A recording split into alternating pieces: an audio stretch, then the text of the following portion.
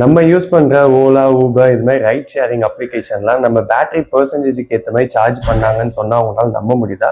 ஆமாங்க, கஸ்டமர் சைட்ல இருந்து கொஞ்ச நாளைக்கு முன்னாடி நிறைய எஸ்கலேஷன் வந்தது. என்ன அப்படின்னா, உங்க பேட்டரி பெர்சன்டேஜ் 70% இருந்தா அதுக்கு கம்மியா ரேட் சார்ஜ் பண்றதாகவும், இதுவே உங்க பேட்டரி பெர்சன்டேஜ் 18% இருந்தா அதுக்கு அதிகமா சார்ஜ் பண்றதாகவும் கம்ப்ளைண்ட் ரைஸ் பண்ணியிருந்தாங்க.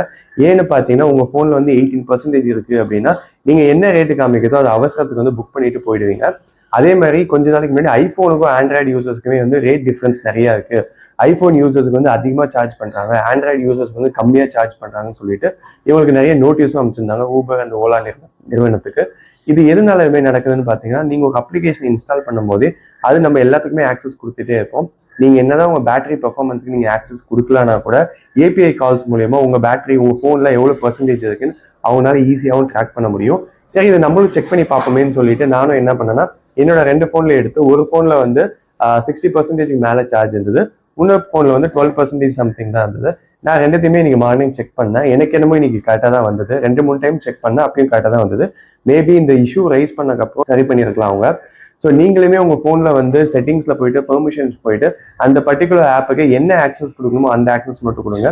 எல்லா ஆக்சஸுமே கொடுக்காதீங்க. பிகாஸ் இப்போ நிறைய இடத்துல நிறைய ஸ்கேம் நடக்குது.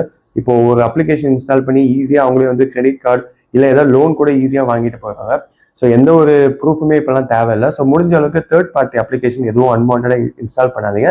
அப்படியே பிளே ஸ்டோர்லேருந்து பண்ணால் கூட நம்மளுக்கு அந்த அப்ளிகேஷன் தேவையா, அதுக்கு என்ன பெர்மிஷனோ அந்த பெர்மிஷன் மட்டும் கொடுங்க.